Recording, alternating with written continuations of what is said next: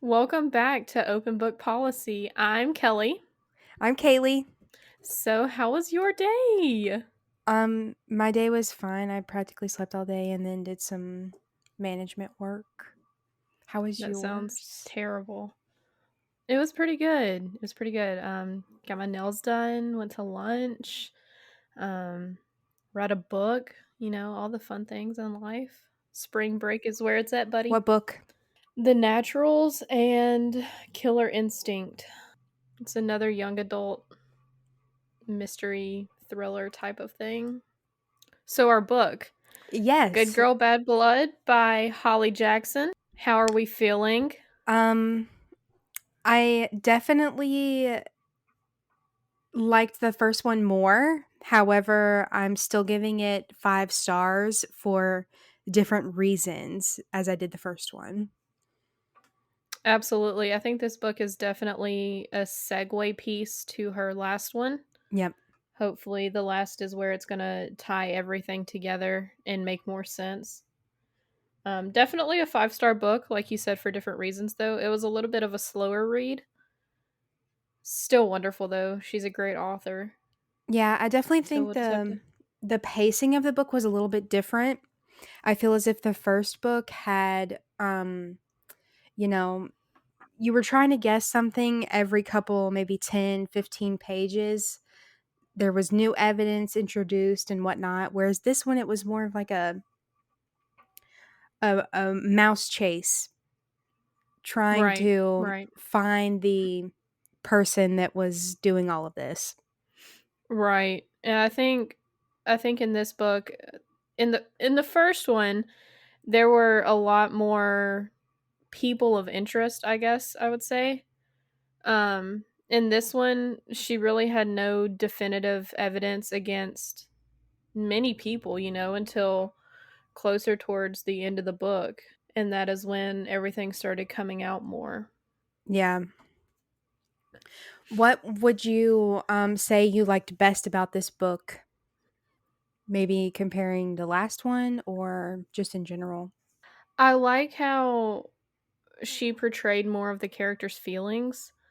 Not saying she didn't in the first one, but this was more real. It was a lot of character growth, therefore the characters had more opinions. You really saw the other side of things more so than just Pip running around hunting down a cold case killer.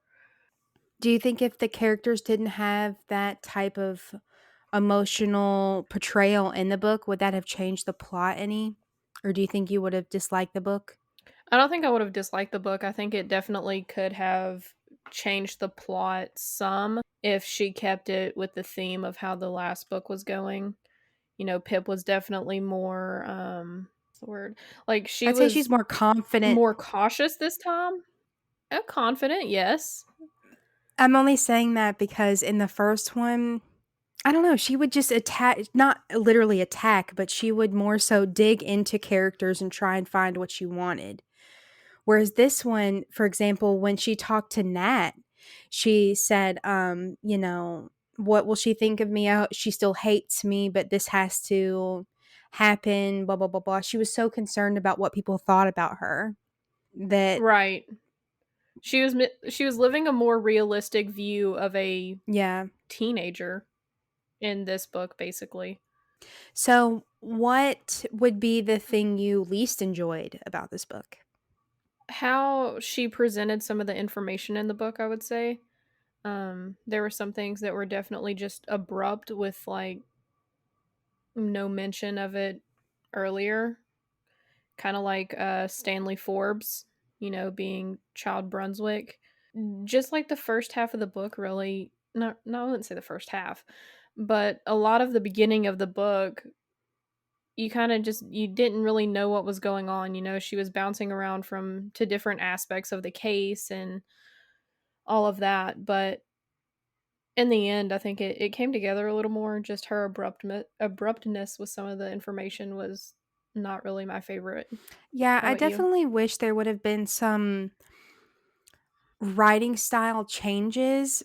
Not to say that I didn't like the part where Stanley was the child of a serial killer, I just didn't like how, like you said, it came out of nowhere. And I wish she would have provided some type of little Easter egg. I mean, he worked in the newspaper building of his town. Like, you could have easily made some Right. connection between a newspaper and him writing an article about an anniversary.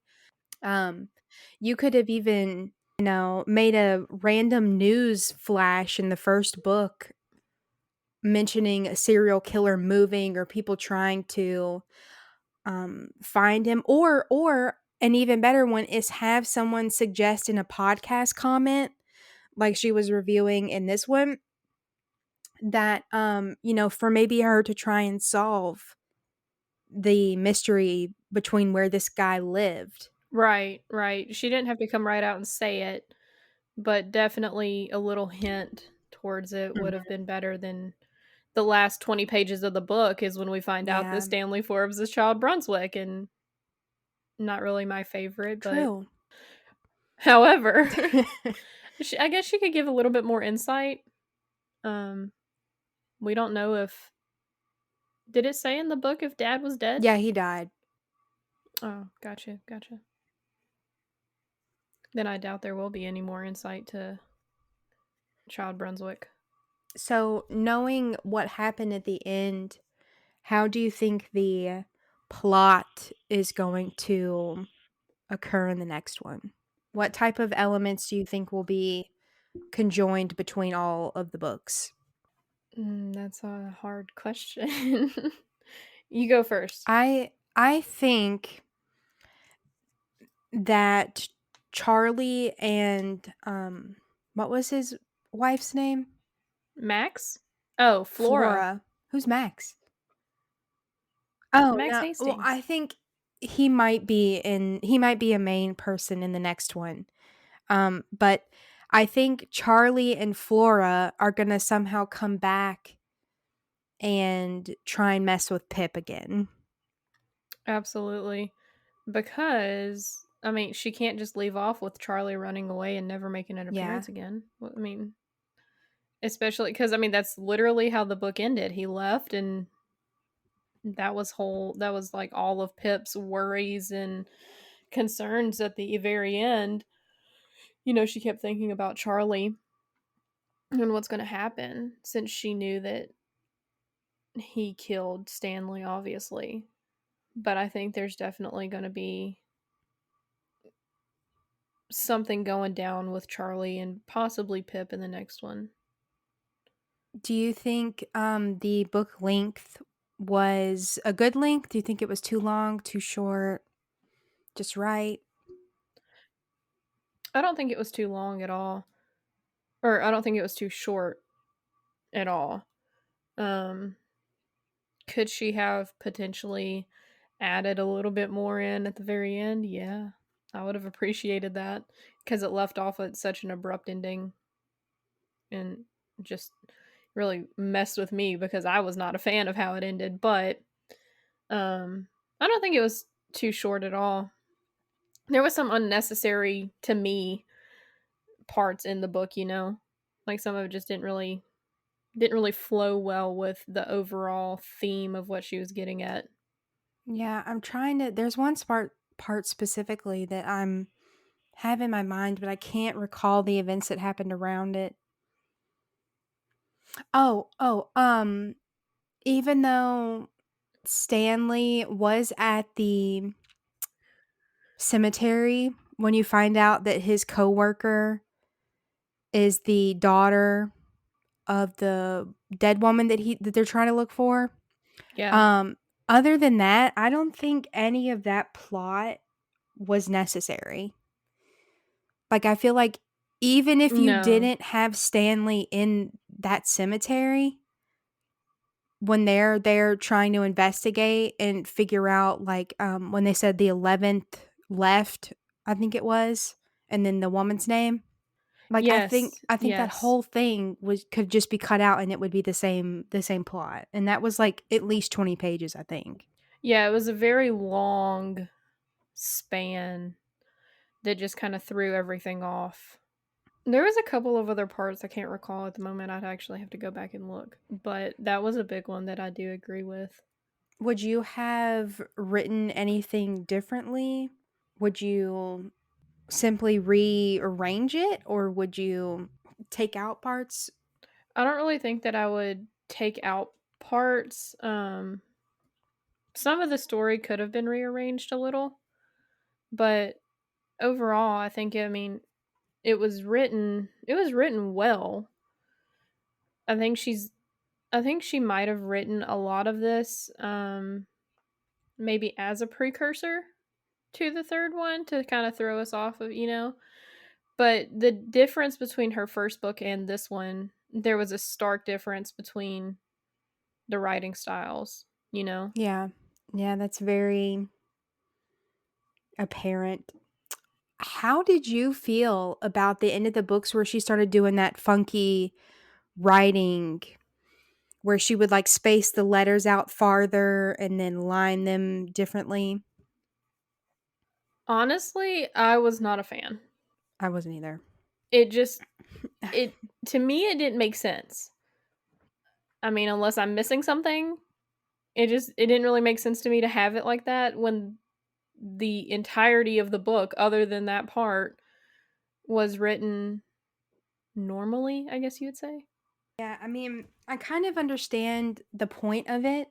I think there was a lot of mention of the gun, Yes. and that affecting her. Right. And I think that the ending format was meant to show like just how much anxiety that she was having from knowing that she had the gun, everything that had just happened in front of her really happened, and there was nothing she could do to prevent it in any way. Right. Because, as stated in the book, um, Charlie would have found any way to kill him, and it was just Jamie that happened to be catfish that was willing to do so much for this catfish. Absolutely. So I think the plot would have happened either way, Yes. with Stanley being ended up dead. Yeah, I believe so. It was either going to be, unfortunately, Jamie got pulled into the situation, you know, the things you do for someone you think you love or people, yeah, people you think you love. I mean, he never met this girl, but he was willing to do whatever it took to gain her approval basically, which shows, I think that it could be me, but you could read deeper into that, he was not a very confident person. He was very self-conscious and he was looking for the approval of anybody who would really give him attention, that acted like they cared about him. Because And his dad didn't. because yeah, he thought his dad didn't, the way his dad talked Yeah, to him and all the arguments they had, he was looking for the approval of somebody. yeah, yeah. So, as the book written how it is now, do you think it is a realistic book of a podcast thriller? Do you think this is something that could actually happen? Yeah, I definitely feel like it's something that could happen in real life. Potentially not to the extent, maybe, but yes. Overall, the book was pretty realistic. Definitely went more in depth of emotions in the second book, but overall, yeah, I think it could happen.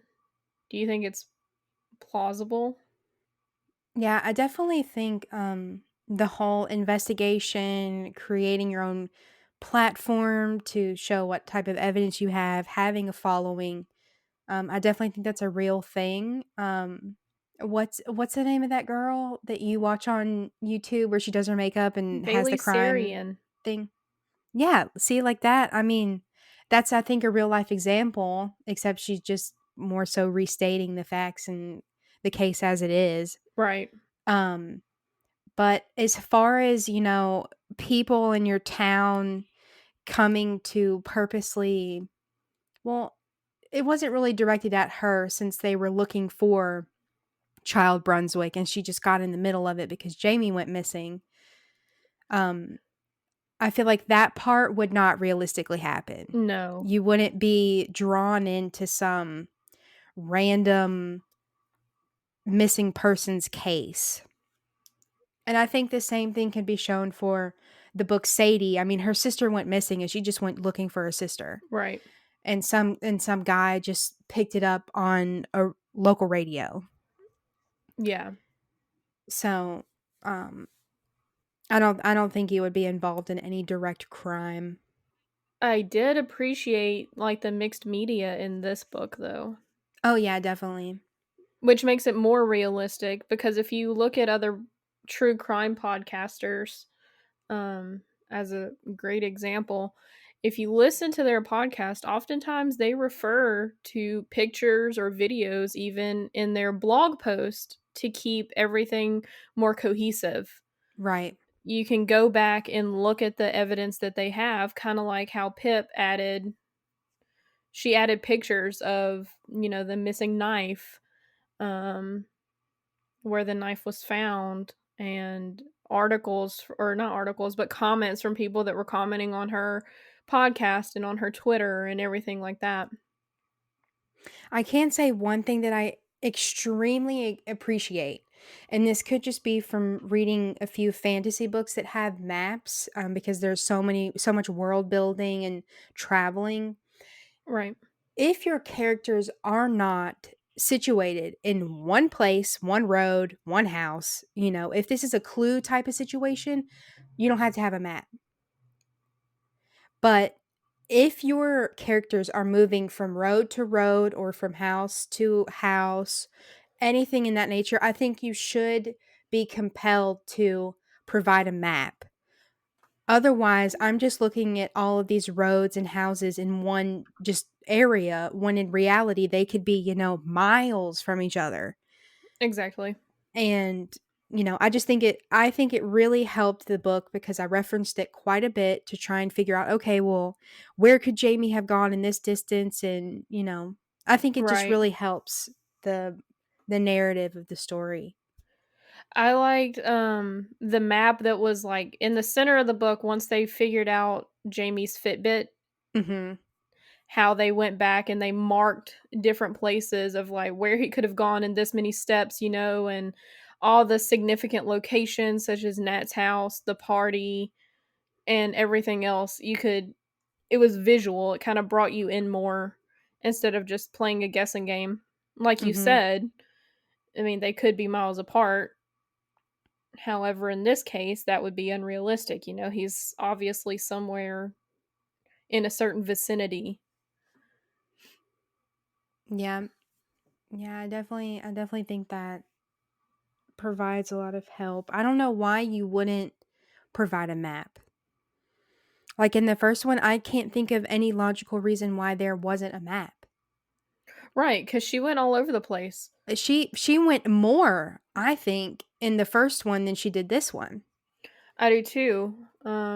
Considering all the people of interest she had, the locations of where Andy was found and Sal, the killer, the dad, like his house in relation to where the girl he thought was Andy Mhm. might have been found wandering. That would have been nice to see.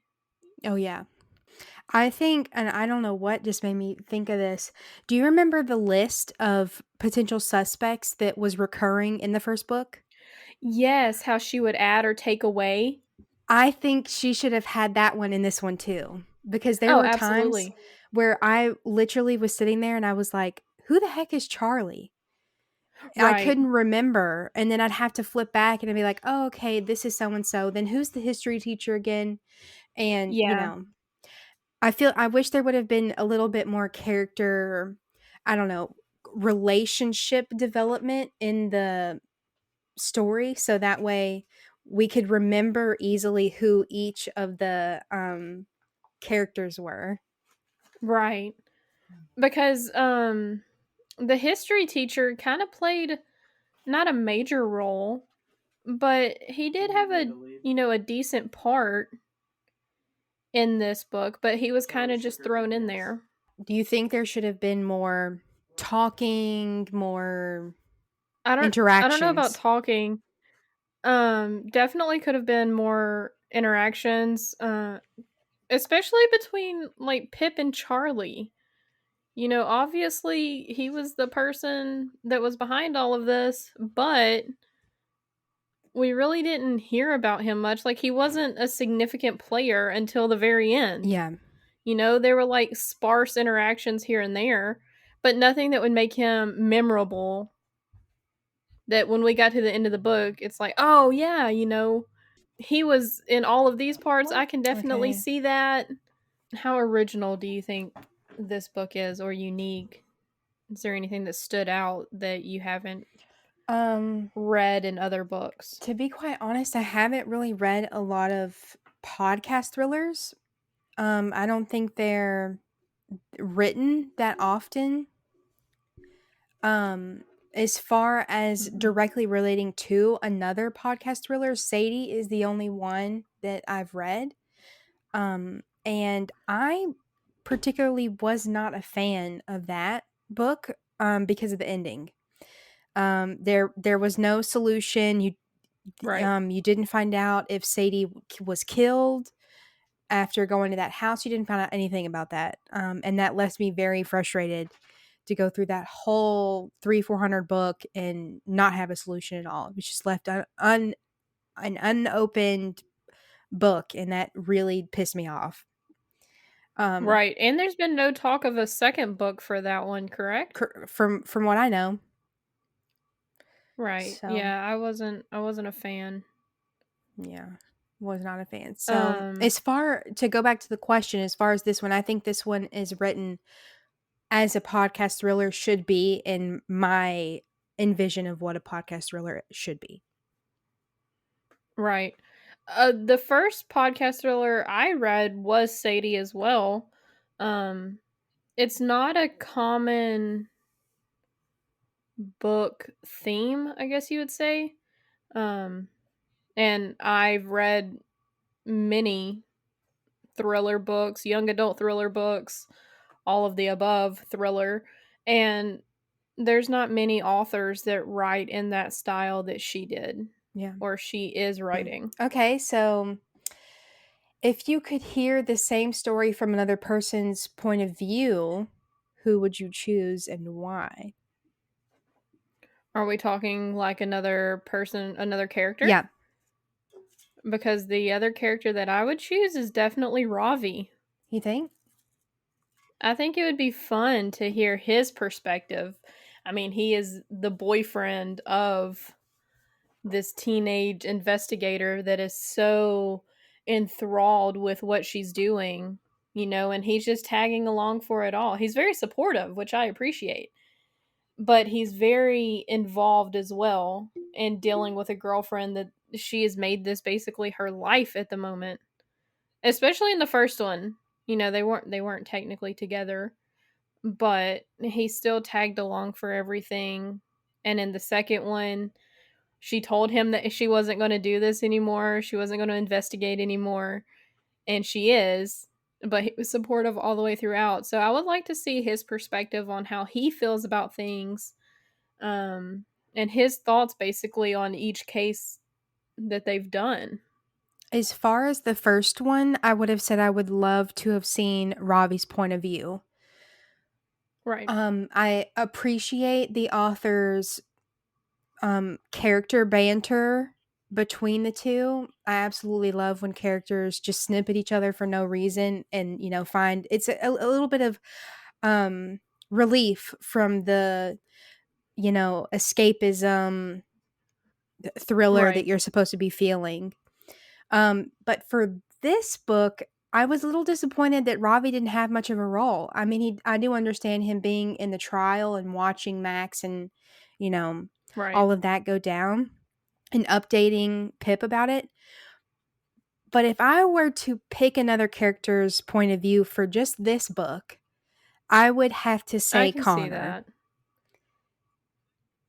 Because, I mean, him and Pip were literally together almost the whole entire book, just like her and Ravi Right. were in the first one. So I think it would have been interesting to see behind the scenes of what was happening in his Yes. household. while all of this was going down? How was his dad acting? Was his mom still acting suspicious? That And type of thing. if we're going with Connor, which I can definitely see and agree with, also his thoughts about, the case and everything, because I mean, this is his own brother. I feel like we also didn't get all of Connor's full thoughts in this, mainly because, obviously the book is centered around Pip and her investigation, but we didn't get there. We got a lot of his thoughts and how he felt and how he wanted to proceed and all of this, his directness, and was very eager to go along with everything. But how he felt behind the scenes, in his house, just like how his parents were acting and how he was acting too.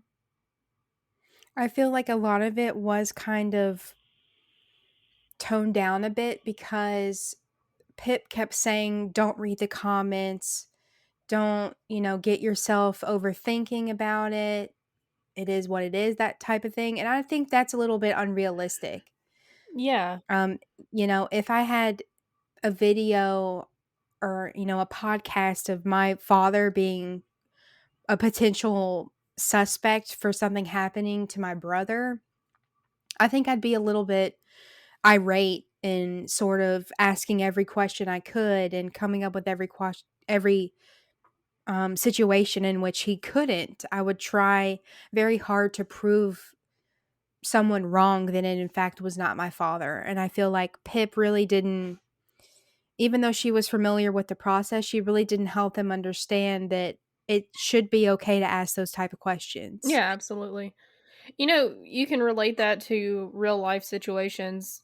I follow a lot of true crime pages, and a lot of people are like, Hmm. this happened to my family member, or whatever. And people are you're gonna read the comments.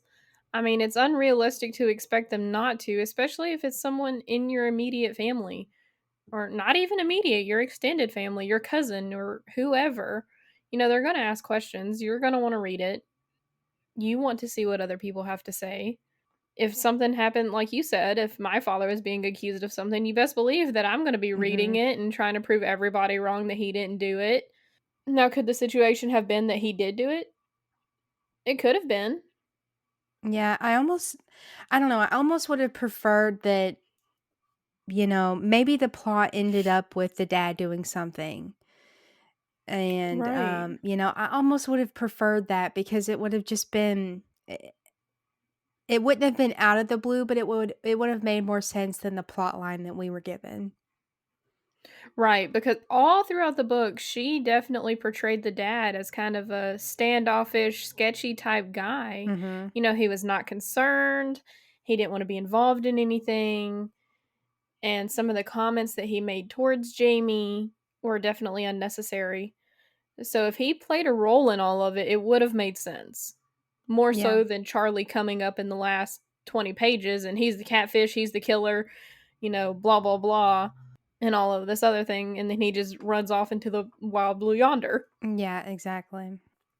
As far as the evidence in the book, do you think it was enough evidence to keep you guessing? Was it not enough? Was it the right type of evidence? I was definitely guessing throughout majority of the book, um,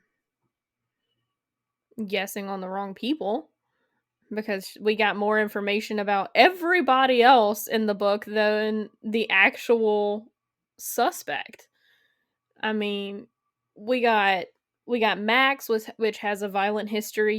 He's been in trouble before. We got Mom, that she was acting kind of sus. Yeah, we had Dad, who was definitely acting a little off and weird. But that was all the wrong evidence or hints. Yeah, I definitely feel like the evidence from the first one, I feel like we were definitely being narrowed down to individuals. Yes. Going back to that list, we were strictly working off of that list that she provided. Right. Um, with this one, I feel like we were just going in circles. I feel Yes.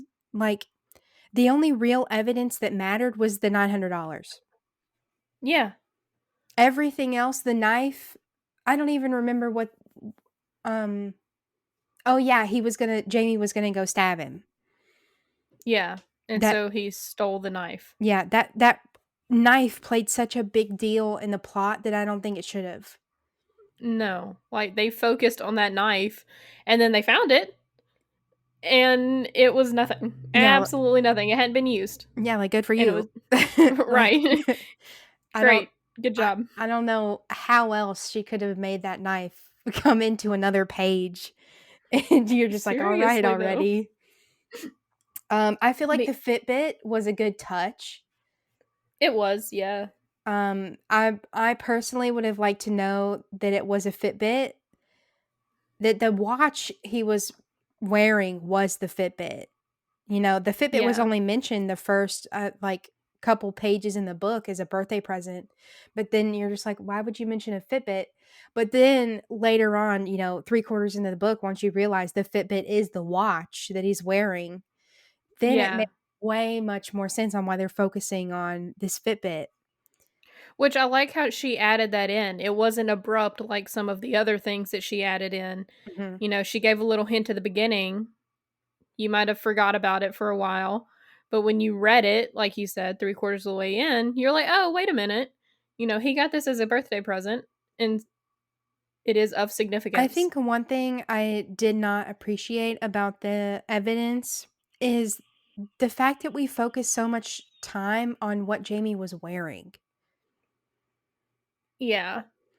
I think Pip spent so much time trying to figure out the timeline on where he went missing and who last saw him and what he was wearing, that I just think the author could have provided us with so much more clues in that time period than just focusing on What he was at wearing. what time was Jamie last seen and with who. Right.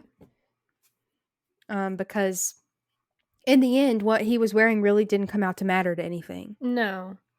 And I understand that in a missing person's case, it is important to note what they are wearing, but, like, she put so much emphasis on the outfit, and, when they were talking to the people that said they saw him, she went back and forth with Connor and, herself about, well, actually he wasn't wearing a hoodie, or, but they said that he was wearing this, and the what he left in was not that, and blah blah blah. It was kind of just a garbled mess that it could have been left out. Initially stating what he wore, sure, but you didn't have to drag it out in 15 other Yeah. pages. I don't know. Even though this book, took so long to write, I I don't know. I just think it just was not done as an equal to the first one. Oh, absolutely not. The first one was much more put together. Um, it had a lot more detail in it to me. Like you said, the list, that was one of my favorite parts about the first book. And that list set the tone for the entire book. She didn't stray off and give, hints about other people. She stuck to that list, and we got a lot more detail about those people Yeah, too. I agree. Yeah, I feel like once she created that list, we were strictly working and having conversations with those people on the list and not just random, bookstore owners that happen to see Jamie, they think at 10 Right, like, something. Yeah. that was a very random add-in, because what, the only significance that the book owners played was they were the grandsons of the Yeah. woman in the cemetery? Yeah, that literally was it. Okay, great. Yeah, I don't There's no yeah, significance I to don't that, though. understand. Yeah. Ugh, I wanted so much to love this book as much as the first one, and when we decided on doing this podcast about it, I was like, "Oh, I can't wait to dive deep into it," but the more that we talk about it, the more it just makes me realize this is not a five-star book to the first one, and that's kind of sad. Yes, Initially, like we talked about in the beginning, I would give it, 5 stars for different reasons. However, once we have dived deeper as we've gone on, I really don't think so. There were a lot of missing pieces to this book. Now, what should have been added in, I'm not sure because I'm not the one who wrote it. But I feel like she could have changed things, added more detail, um, provided information of more significance throughout the book than what she did. Yeah. I feel like if you're going to write a thriller, that you should have enough time in between the publication of your first book, if you're going to continue the series, that is, and your second book, and listen to the feedback that people are giving you. I think that is one of the genres that absolutely you have to consider what your audience wants. Yes. There have been many successful thriller horror authors, and they really cater towards the specifics that their audience likes. For example, Stephen King. Oh, yeah. Um, who wrote TikTok? I'll have to look on Goodreads. Um, but I mean, he does great niche thriller um books. Yeah. And it's like not Shabosky because that's the lady from How I Met Your Mother. Um, but he has a name like that. Let me see. Oh well, that's not who I'm thinking of. But anyway, Dean Koontz. He does great Ah, horror thriller books. Um, yes. yeah, that is not who I was thinking of. There's someone who wrote The Perks of Being a Wallflower. Wallflower. Oh, I know who it is because she wrote another book that I actually own. Or Stephen no, he. Chbosky. Yeah. That's who I was thinking of. He wrote Imaginary Friends, or Friend rather, and Yes. that was a thriller one. Um, Right. but going back, I feel like, if Holly Jackson were to watch this podcast, even though we're just two, fans of hers, I hope she, takes into consideration the feedback that people give her, especially, with Goodreads being out and other people making, YouTube Right. videos and things, reviewing books. I feel like you as an author should have an obligation to make sure your audience is liking what you write and, make detail about what they do and do not like. It's different for Absolutely. one group of people. Say if you took all of her audience, if only like 10 or 15 people said, "Oh, well, I don't like the list being in the book," but then you had the whole other whatever thousands of people saying, "We like the list," write the list in the book. Yeah, Yeah, keep the list. You're not going to please everybody right. with everything that you do. However, if you have the majority speaking on something that they enjoy or do not enjoy, Yeah. take that into consideration. What I would say is she hasn't written many books. She has A Good Girl's Guide to Murder, Good Girl Bad Blood, and this one she wrote for World Book Day in the UK. But to me, it seemed like on in the first book she went in with so much fire and so much passion for writing this book, and then it kind of Mhm. trailed off in the second one. Like there were aspects of the second book that I really enjoyed, like the map, the pictures of the comments from Twitter and her podcast and all of that. But there were a lot of things in the first one that just really drew me in, that kept me wanting to read more. And I think that's why you and I both went into the second book with such high expectations and so much want to read this book, because the first one was just, I Yeah, mean, it was I that definitely good. agree. I mean, I don't think I've ever read a book faster than you have, and, getting through this one, I was a little bit disappointed, which also is another thing. I Yeah. watched her I think we both watched her Instagram lives that she posted, half a year ago, if not more, where she was explaining, Yeah. a question and answer, um, story, and she was talking about how she loved this story more than the first one, and I really would like to answer why. Because, Yeah. I mean, that is one thing that really stuck out in my head was she was so proud of this one. I mean, not saying you shouldn't be proud of your work. I think it's amazing to publish a book and have an audience that really enjoys it. But what made you like this more than the last one? What yeah. Why did this one stand out so much more to you? Because in my opinion, I appreciated the first book significantly more than the second one. I did like I said, I like the pictures in this one. This kinda catered it seemed like it almost catered more towards, like, the blog side of things instead of the podcast Mhm. side of things. Um, I did like the commentary of when she was interviewing people, how it went in, like, a playset type of vibe. I did like that.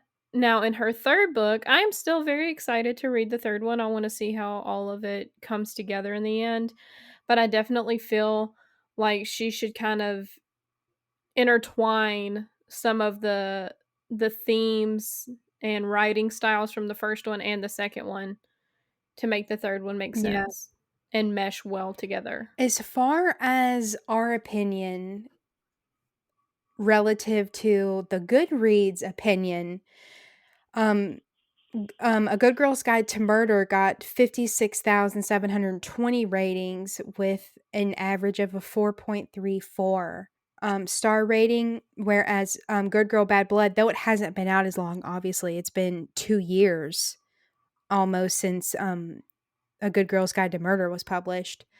But Good Girl Bad Blood has 10,754 ratings with an average of a 4.48.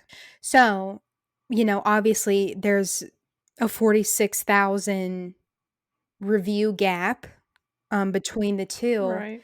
But so far, with the book being out for a month, it's getting a better rating than the last one.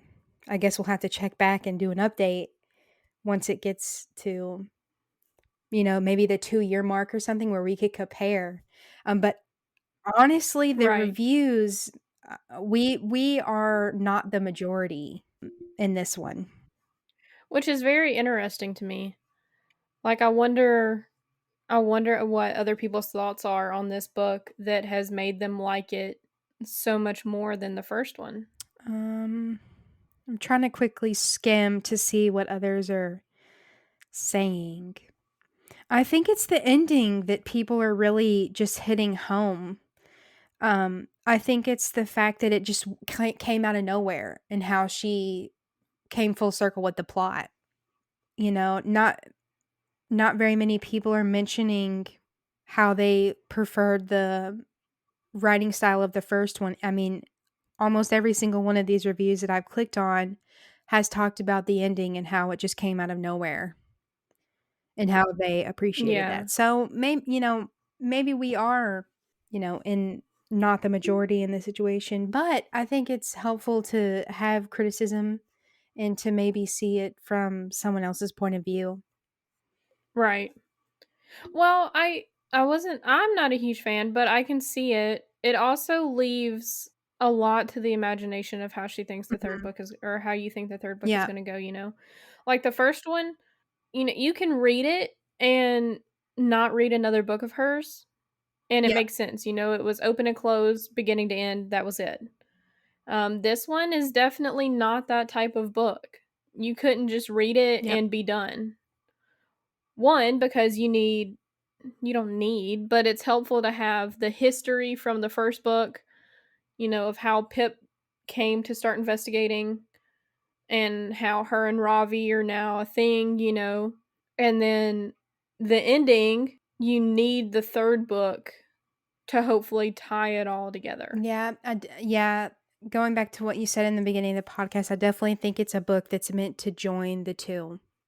I feel like if this book were to be made into a movie, I would have appreciated the ending more because I feel like in a movie you have way more time to get to know the characters, you can put a face to the characters, you can, start thinking about everything that could possibly happen. Whereas in a book, I feel like you're not Right. really guessing until you hit that point in the book where you've read it. Right. Or read the part in the book that makes you start guessing. For example, Behind Her Eyes, is that the new show that I told you to watch, Behind Her Eyes? Yep. Have you finished that yet? Nope. Oh, well, I'm not gonna spoil it, but the ending of that, it's very much like this book. Very much like this book. The ending Ah. comes out of nowhere, and it relatively makes the whole series make sense. And, Yeah. I feel like the 3rd book for this book is gonna be that ending where it all makes sense. Um, Right. but as far as pacing wise, I feel like this book and that TV show are very much similar. There's a lot of questioning, a lot of evidence being entered here and there, a lot of people coming in and out, and Right. I think if you appreciated this book and you loved the ending, then you're gonna love that show, so go watch it because wow. But yeah, back to my point, if this was made into a movie or a TV show, I would have appreciated it much more, Yeah. because that big of explosion of something happening like that in the end would have just been way more appreciated than just being it read and then a few pages later having it end how it ended was just like, "Oh, okay. Well, I'll Right. wait for the It was next kind one." of it was kind of anticlimactic Yep. Mhm.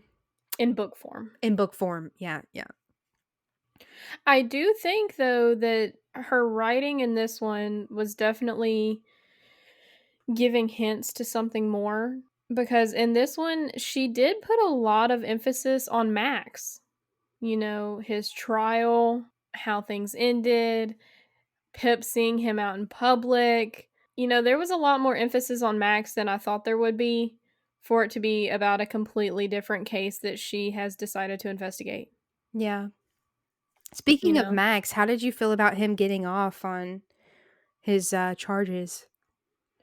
Very pissed off. I was not thrilled in the slightest with how it ended, especially since the first book had so much evidence against him, Mhm. and the recording that she has of him where he literally admitted to it.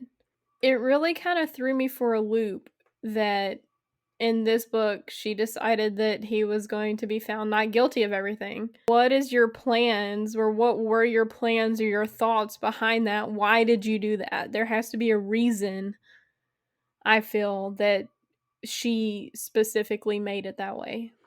I feel like this could be now, I know a lot of people were not a fan of 13 Reasons Why. Um, Mhm. I read the book as, like, a requirement in school, and I liked the book. I didn't particularly see anything wrong with the movie adaptation, um, disregarding the whole, girl killing herself and, that whole thing. But I Right. feel like the whole plot, if Bryce would have been convicted of his crimes, all of them way more to the extent than what he was just put on trial for, then I feel like the book would have lost a lot of momentum. And the reason I say that is because I read a quote somewhere, heard it somewhere, can't recall. So if anyone knows what this quote is from, please let me know. But someone said that a book is not as good as the antagonist. The antagonist in your book literally propels every single thing in your book. So, for Absolutely. Max being the big antagonist in the first one, I feel like he needs to come back in some way for someone to get their revenge on him in the third one. Exactly. That would make way more sense. That would tie everything together. It would just really work.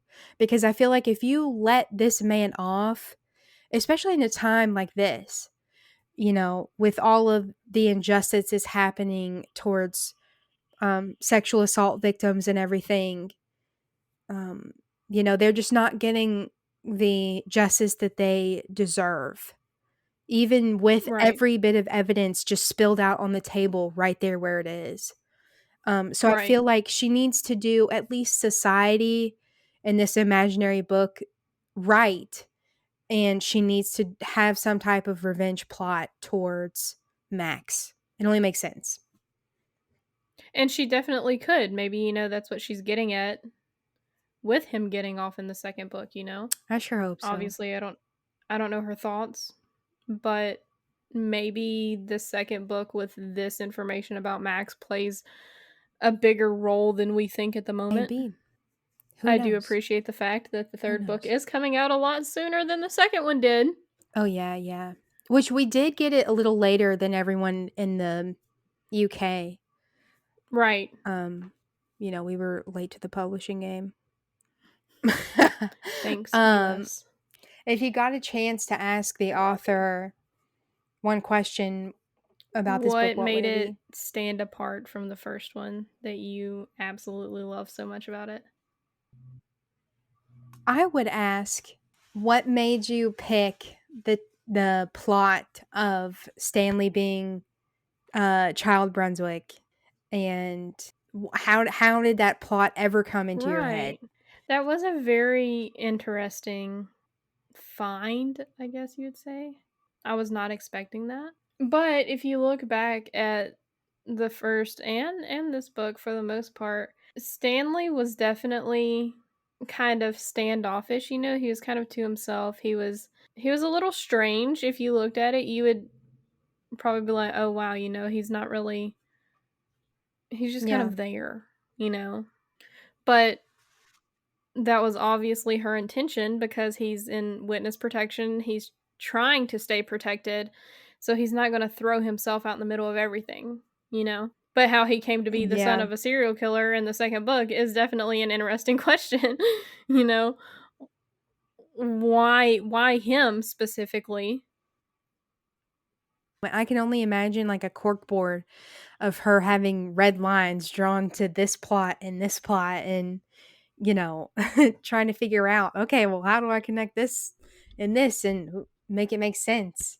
Which would be Yeah, just perfect in the yeah. type of books she has written to have the cork board, the evidence board, you know, to come up with her ideas. Yeah. Mhm. Well, is there anything else you can think about the book or question No, I or think we anything like that? I think we dove pretty We're getting deep in into an it. hour here. So what is the next book we're going to review? When should we Wait, are expect we it? are we sticking with Addie LaRue or are we I mean, yeah, if that's should the we book you want to go go with. in that direction? We go from a young adult podcast thriller and the complete opposite direction of The Invisible Life of Addie LaRue. Yeah, I feel like we can. Add a little bit of spice, We are all as TikTok about would the book say. diversity. Yep. Yes, we are. So, The Invisible And our Life of next Addie one, LaRue. it's going to be about the devil. Making deals with the devil. We Spicy. love making deals with the devil. We sure do. All right. Until next time, my Holla at you friends. then. Good evening. Good evening.